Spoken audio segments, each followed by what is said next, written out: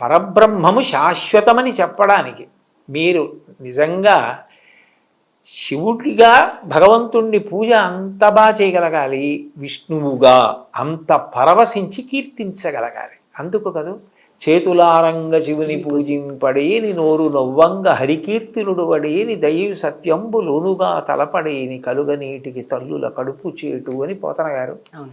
ఇది భేదంతో ఎందుకు చెప్తున్నారు అంటే అదో చిన్న విషయం, ఇంకా చిన్నతనం ఉండిపోతుంది చూశారు. ఆ చిన్నతనం ఉండిపోతే ఇలా భేదం కనపడుతుంది.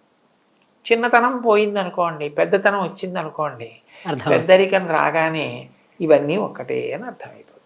కాబట్టి ఆ చిన్నతనాన్ని తీసేయగలిగింది మనం కాదు, భగవంతుడు.